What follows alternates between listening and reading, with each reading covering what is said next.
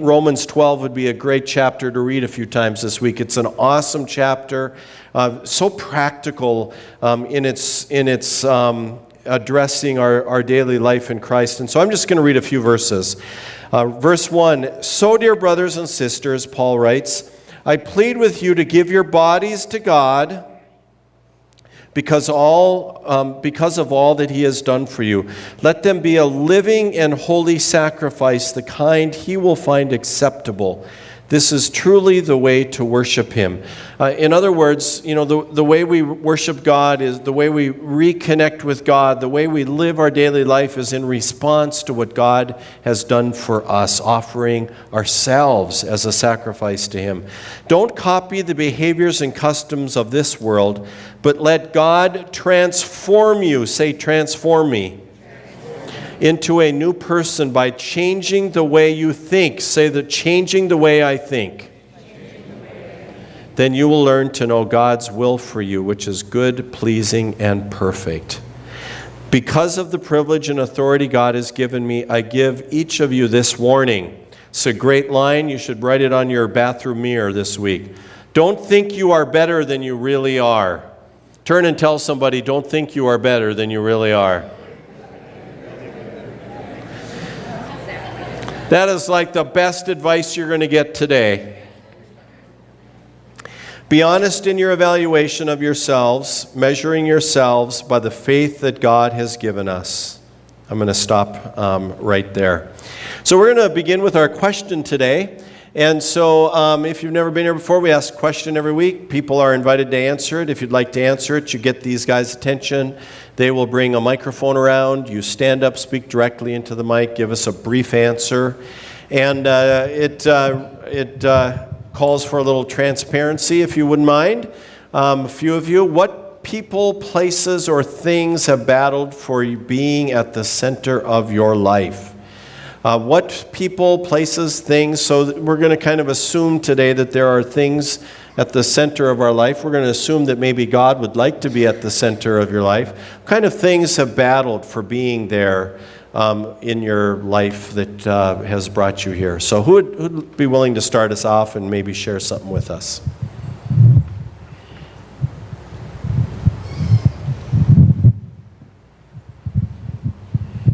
Morning, everybody. My name is Matt. Well, actually, lately, a lot of people, places, and things have battled for the center of my life. But, I'm human. I struggle every day, but I get up in the morning, I do my ritual. I surrender everything I am, everything I have to God every morning, and try to live it for him, not for me, not for nobody, but for him every day. But my work gets very demanding. My friends, people that know me get pretty demanding, and me being the big compassionate heart I have, I try to help everybody all the time, and I don't know, so a lot of things, people, places, and things have battled to be the center of my life. But the main thing is, you just got to surrender to God every day and keep him first and foremost, and he will give you means to take care of everything else. Thank you, Matt. Who else would like to share? Good morning, family. My name is Benjamin. And I do miss this church very much when I'm on the road. I'm on the road a lot lately. I've sacrificed some of my spring, all my summer, and it looks like it's going to be some of my fall, too. So you guys are in my thoughts, and I do take what I can get from this church every time I'm here, and I process it when I'm on the road, and some of it does sink in, so the learning curve is getting straighter. But one thing I noticed, I'm very outspoken, and I don't think I react a lot, and I'm trying to slow that down. That's why I don't drink coffee, because I'll be spun out. But the one thing I've been talking about lately at work with a lot of foreign guys that are at work, and a lot of guys who are so set in their ways that you can't change them. And there's a lot of personalities and egos, and I've been trying my best to Work to live, not live to work, and to clean slate everybody every morning when I walk in. And that's hard, especially if you deal with me, because if you know me, you know. I wouldn't want to deal with me neither. Thank God I've got a twin. But every day I clean slate, and that's getting viral on my work crew, which is the toughest work crew at Gateway Builders. And that's why we're out on the road all the time, because we get paid well to play with Legos, and we make them fast and we make them right. And now my boss, who grew up Amish, went to the Marines, and sir, yes sir, all day. Do it even if it's wrong, type of stuff. He's clean slating now, and it's getting into the crew, and I love the church because of that. Thanks, Ben.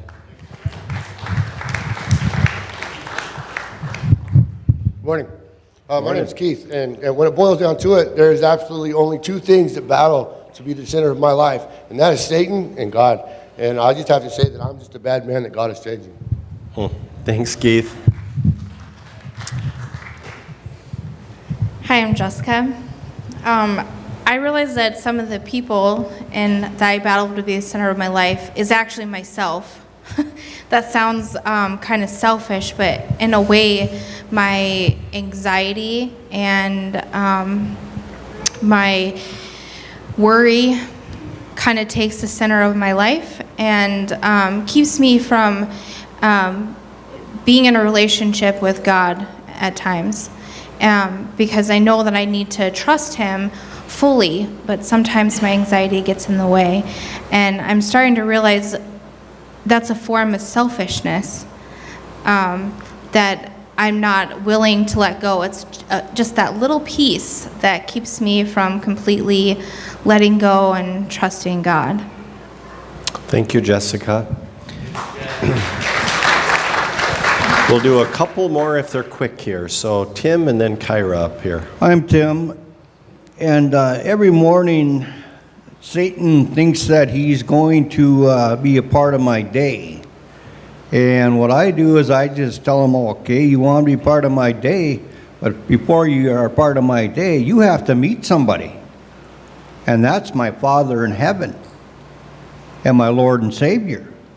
So now if you want to meet him, come on, Satan, get your butt over here and let's meet. Because you got nothing to offer. You got nothing. You have zero.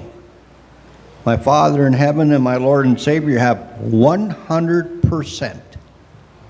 I'll take that 100% any day, because that's life. Before I was in the deal, I'm a recovering alcoholic, and the thing is, I walked around numb every day. All I did was exist, and that was it. Well, today I'm living. Thank you. Thanks, Tim. Right up here, Lion. I'm Karen, I'm an alcoholic, and what the center of the life means, I learned, is taking care of me, taking care of my husband.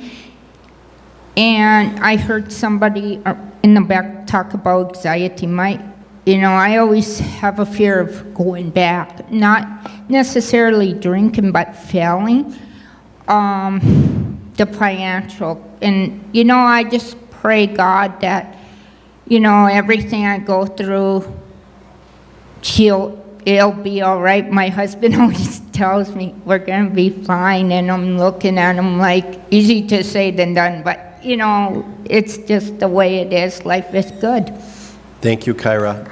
We're going to wrap up there. Thank you for all those answers, and we'd talk about that at 6:30 if you'd like to come back. We'd love to have you here and discuss that further. We're going to talk about travel for a few minutes this morning. An old man and woman were married for many, many years. Whenever there was a confrontation, yelling could be heard deep into the night. The old man would shout, "When I die, I will dig my way up and out of the grave, and I'm going to come back and haunt you the rest of your life." You like that, huh? Neighbors feared him. The old man liked the fact that he was feared, and to everyone's relief, he finally died of a heart attack at age 98. His wife had a closed casket at the funeral, and after the burial, her neighbors were kind of concerned about her well-being and safety, and they said, "Are you afraid that he may indeed dig his way up out of the grave and haunt you the rest of your life?" Wife said, "Let him dig. I had him buried upside down, and I know he'll never stop and ask for directions." Yeah. I'm amazed at how travel has changed in my lifetime. Now, I'm old, but I'm not horse and buggy old. I'm not before airplanes old, but I am old enough to remember before car seats. And they may have existed, but not in the Wolf family. And in my family, what we did is we just piled the kids in the back of the station wagon, and around, on the road we went. Dad smoking a cigarette in the front seat, and the kids playing in the back. And of course, going places back in those old days were always an interesting adventure, especially if you had never been there before. For those who don't remember, you're maybe not old enough to remember before smartphones, I'd like to introduce to you something that you've maybe never seen before. It's called a road map. And these are what we used to use when we were going someplace before your smartphone. And if you've never looked at a road map before, it kind of has the geography of the place the map is for, and it has a little bit of topography on it. It has the waters, the roads, and all sorts of things, and I'm not going to get back together now. But one of the interesting things that would happen is that when you were using a road map, and trying to find some place that you'd never been before, it could be quite an adventure, and it was a two-person job because reading the road map and driving was even more dangerous than texting and driving, believe me. And so it would be a two-person job, and you'd have the driver and you'd have the person in the passenger seat looking at the map and then looking for roads and exits and all sorts of things, looking up and down, hoping that you would get the right exit. And in most people's experience, there was probably an opportunity in a big city where you heard these words, "I think we're supposed to take that exit." Yeah, anybody here ever said that or heard that?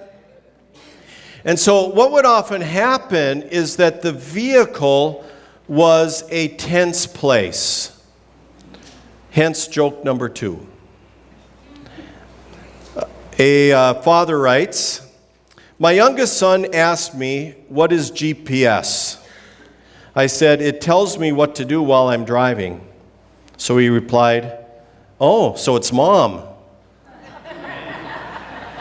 That is hilarious. I know some of you don't think so, but believe me, just take my word for it, it's hilarious and true. All right. So now, of course, we have GPS, we have MapQuest, we have all sorts of things. You can just Google an address, for heaven's sake, and an annoying voice will guide you to your destination. You can even pay for a service if you have a newer car. Your car is wired for it, called OnStar, where your car will literally tell you where you're supposed to go.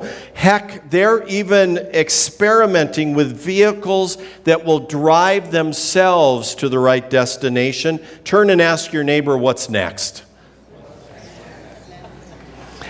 If you've ever used your phone, or I don't know if the phones still do this, or I remember when we first were trying out a GPS when we were using it, and we'd miss a turn, and this annoying voice would keep saying, recalculating, and you almost kind of wanted to go on and on and on just to see how long they would be recalculating. I want you to hold on to that for a moment. We're going to come back to it. So the history of map making and maps is kind of cool. You may look at maps today, maybe for travel, and as I mentioned, they're going to show all sorts of terrain and topography, and they may show where things are geographically, including roads and all kinds of opportunities or ways that we can travel back and forth. And in many ways, what maps today look like is they show us what the earth looks like. Are you still with me? Okay. Did you know that in medieval times, maps were not for travel at all? And if you were going to travel, you actually hired a guide. And people didn't travel very much back in medieval times. And so you only hired a guide if you had money, and because then you were able to afford to travel. In the Middle Ages, maps were much different. There were maps, but they were attempts to reflect the meaning of the world in somebody's lives. So maps would often have historical or biblical scenes or things on them that were important to the person who was putting the map together. And it was very common back in medieval times that a map would actually have spiritual things on it, like Bible scenes, or even at the center of the map in medieval times, often there was Jerusalem. Because for many of the spiritual connections of even our faith, Jerusalem was believed to be the center of the earth. And so we have this ancient medieval map up on the screen, a picture of it, and I know it's kind of small, you're not going to be able to see a lot of it, but I want to just point out that Jerusalem is in the middle because people often believed that spiritually that was where time began, and that's where God lived in the temple, and it was an important place historically. And up on that map, you're going to see things like Europe and Africa and Asia Minor and some smaller things that are kind of important to the person. And so there's quite a bit of detail. I actually got this map. I found this map in a book that I introduced you to last week titled Who is This Man? Written by John Ortberg. And in that book, he writes these words, going to be on the screen. Those map makers didn't just want people to know where things were. They wanted them to reflect on how things should be. The map was a reminder that this is our Father's world. He has plans to reoccupy it, and he intends to evict sin and rule the earth in justice and love. Now, for the Israelites back in Old Testament days, Jerusalem, as I mentioned, was just essentially important. It was where the temple was, and it was believed to be where God really dwelled. In fact, you have Old Testament passages like Habakkuk 2:20. You can read it with me on the screen. But the Lord is in his holy temple. Let all the earth be silent before him. So for the Israelites, they understood that the world was where we lived, that heaven was out there someplace, but those two things intersected, kind of like this on the screen. They intersected in the temple. That for the Jewish people, the temple was where God lived, where God dwelled. It's where heaven invaded earth. It's where heaven and earth intersected or overlapped. And so the temple was where you went to connect with God. And so in the Old Testament days for the Jewish people, sacrifices for sin were made in the temple. And if you had a baby and you were able to travel there, you went to the temple to dedicate your baby. The temple was where lives were changed because heaven and earth intersected. Now, when Jesus came, everything was turned upside down.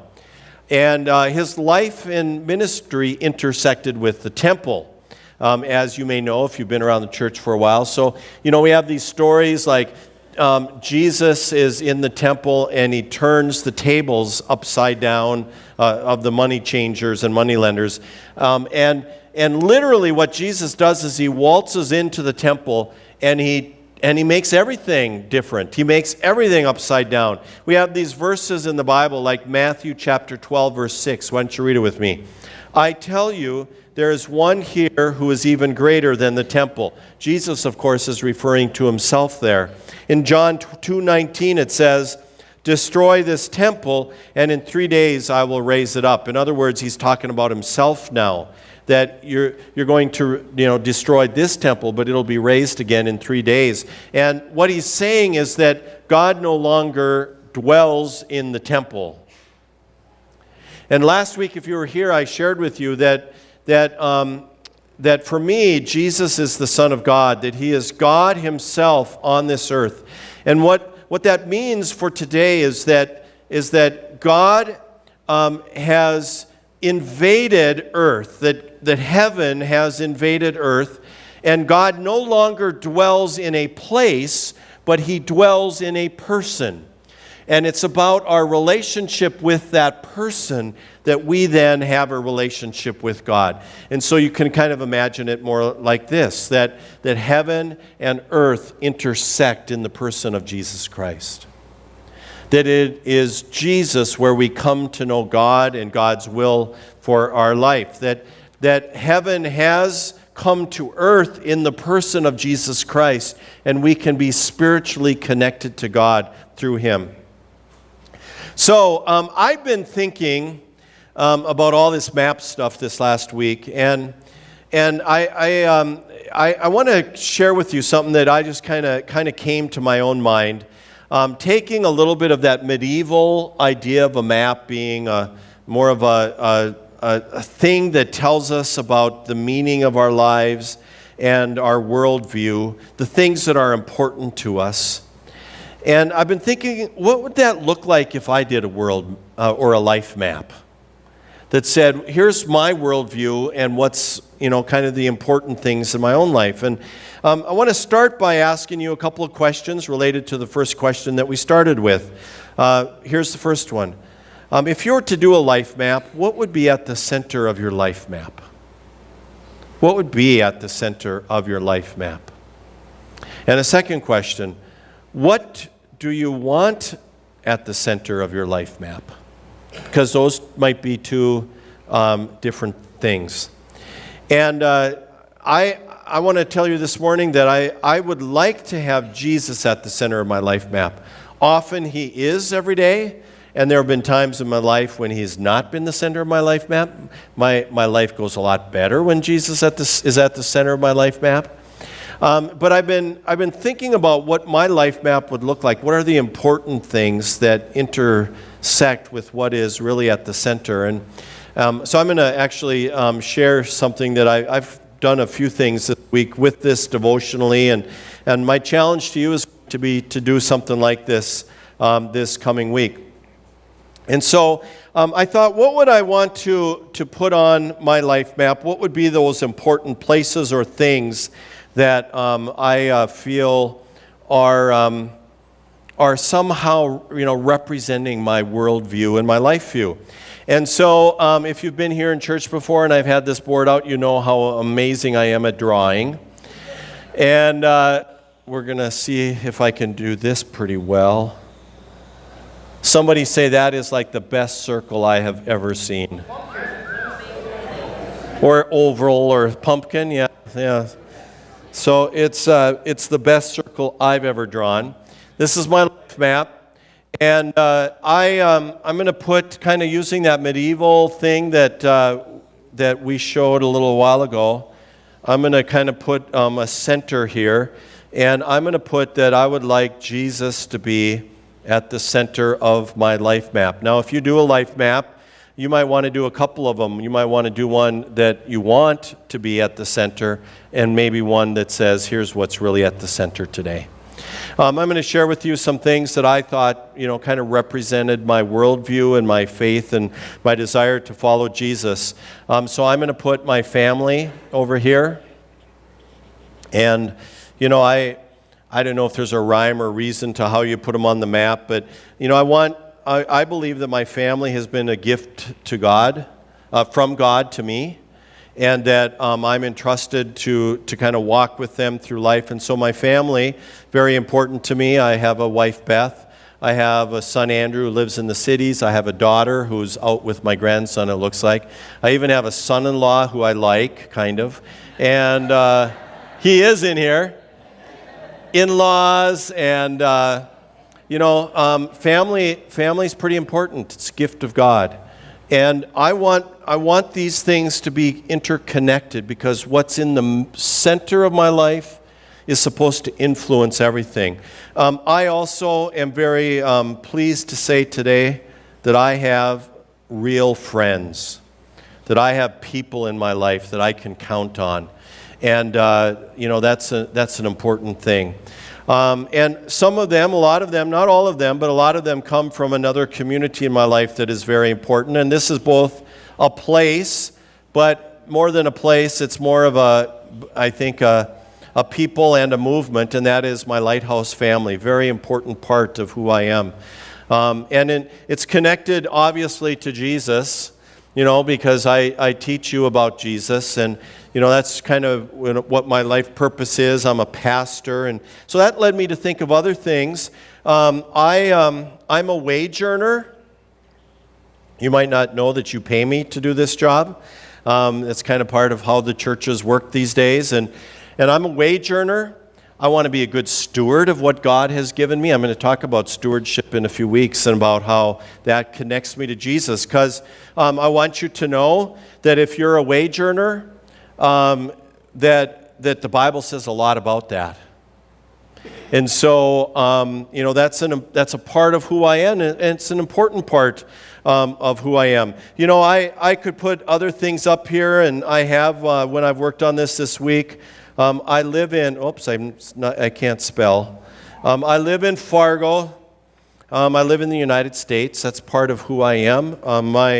At the center of my life is Jesus Christ, but my life community here is important to me. Living in the United States is important. There are other places I thought of that are kind of important.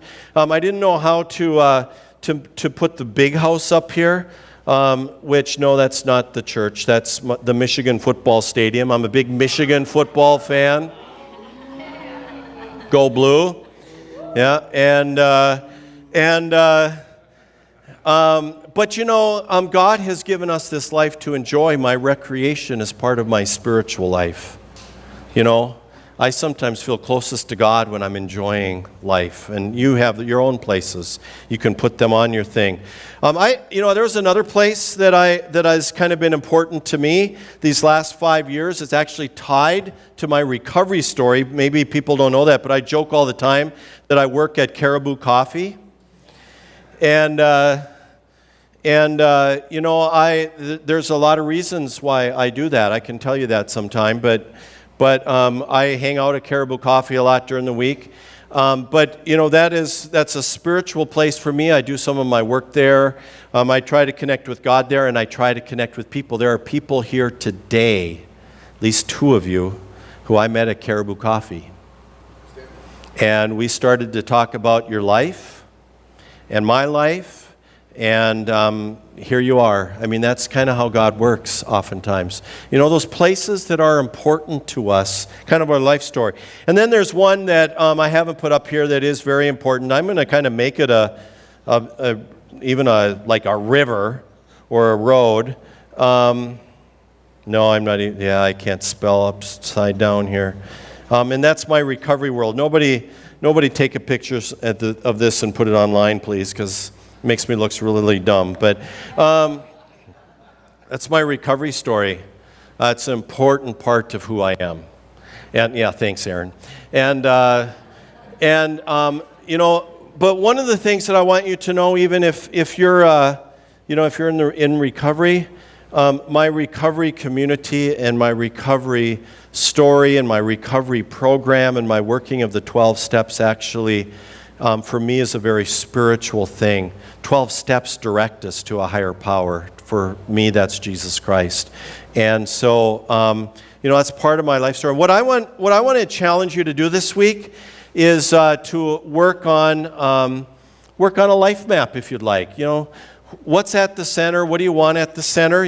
Take an honest look at yourself, and then maybe think a little bit about, what are those important things, people, places, things that that are part of who you are and that you think really need to be there. And I think it's important that we take an honest look, because I've written pretty much nice stuff up here. There are probably some darker things that I deal with that would also belong in there.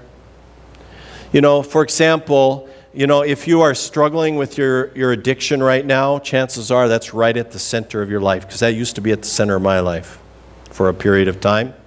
For some people, we had a couple of people allude to work. For some people, money or work becomes that center.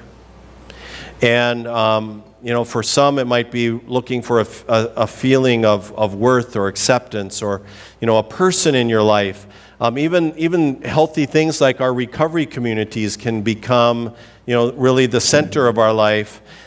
Our self-will or our self-image. So all sorts of things. But take an honest look, and then a desired look. What do you want to have on there? And my hope is that for some of you, that you may, if you do try to do this week a little bit in your own spiritual life, that you may hear a little voice saying, recalculating, huh? So I just want to share a little bit more before we have communion this morning. I've shared with you that Jesus is at the center of my life. I've shared with you that I try to trust Jesus with my daily life, and that I believe in Jesus. And I believe in Jesus and I trust Jesus for my salvation, but for my daily life. But I haven't really told you why. So I spent a little time thinking, just why do I try to live my life for Jesus, with Jesus, and in Jesus? And I just came up with a couple of things that I want to share with you really quick, and then we're going to close, okay? Here's the first one. I come to believe that the life of Jesus is the life that I want to live. I've studied Jesus a lot, and I kind of think that if I'm gonna spend time on this earth, his life is the one that I want to most look like in my life. And there's a lot of reasons why. I think Jesus lived a full life. Jesus had an authentic and transparent face where, he didn't hide his emotions. He was engaged. Jesus had people in his life. Jesus had friends. He knew how to make friends. I've tried the isolation track. It didn't work that well. Jesus played with kids. Jesus knew how and when to forgive and how and when to be brutally honest. Jesus knew that he needed God, and his relationship with God was so close that he called him Daddy. Here's a big one. Jesus knew that his purpose in life on this earth was not Jesus. You see, sometimes I think that my purpose in this life is Dale. In fact, to be honest, sometimes I think that my life would be better if everybody's life purpose was Dale.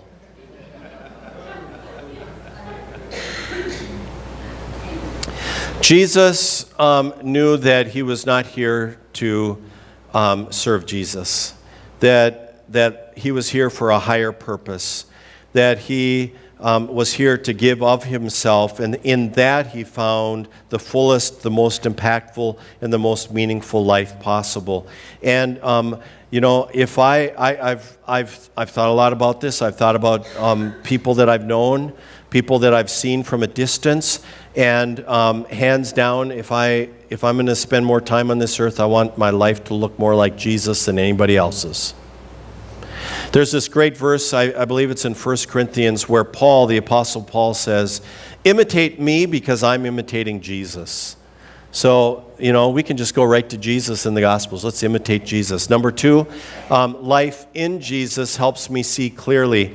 I was at Alpha this last Wednesday night, and the teacher of Alpha, Nicky Gumbel, it's a video teaching, he was telling about when he first got glasses. It wasn't, he was fairly old in life, and he kind of fought it because he'd lived his life without glasses, and then he put on his glasses for the first time, and he had this reaction like, oh my gosh, I didn't know how much I was missing. And my grandson Jackson, who's 5 years old, just got glasses. I wasn't there when he first put them on, but my understanding is he was looking at everything. And when Beth told me that, I was remembering I got glasses in 9th grade, and my eyes weren't even that bad. And I remember looking and thinking, I did not know the leaves on the trees were that green or that sharp. Glasses help us see more clearly. I think Jesus helps me see life more clearly. I understand life better in my relationship with Jesus.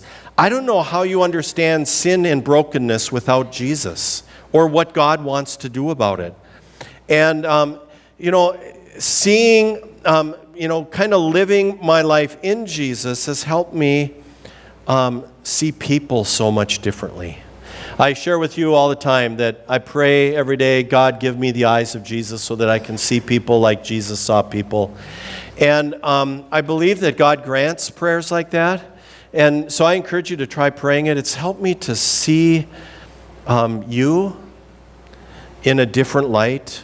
I've learned so much when I've entered people's lives. One of the things I've learned is that no one struggles or makes mistakes or messes up their life in a vacuum. We all have a story. Usually starts in childhood, and it shapes who we are. And it's not an excuse, but when you begin to understand where people have come from and what they have walked through, you begin to see them in a new way. And here's the thing that I am finding: I grow in empathy and compassion and love. It's easier to love people when you really know them. And when you see inside of them something that God has put there that maybe has gotten crowded out by the world. Third thing, life with Jesus helps me take the next right step. And we're going to talk about that more next week. In recovery, we learn just do the next right thing. Live one day at a time, enjoy one moment at a time. Just kind of try to go through life doing the next right thing. Sometimes it's clear what the next right thing is, sometimes not so much. And Jesus helps me navigate the decisions of life. Chapters like Romans 12 helps me navigate life better. That I can have a better day today if I don't think that I am more important or better than I really am. Pretty important verse. So I want you to know as we close and we turn to Holy Communion that I fail every day. I have Jesus, and I still make mistakes, and I hurt people, and I hurt myself. I've known Jesus my whole life. I shared with you that week, and I still battled an addiction a few years ago and depression. And here's the deal. In Jesus, there's also something profound. I talked about it last week, and that is that God has the final word, and that the final word in Jesus is the word grace, and it's the word forgiveness. And what God's grace and forgiveness mean for me is that I can go to bed at night knowing that I'm secure in God's grace, and that I can wake up tomorrow and it might be a better day, brighter day than today. And I wanted to end then that way because I know that some of you here right now, the next right step that you were taking was to get here today.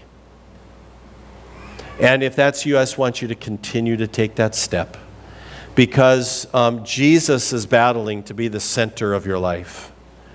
And he knows that when he is in the center, all the other things that kind of are important in your life are going to begin to make more sense and come together, at least in a healthier way. So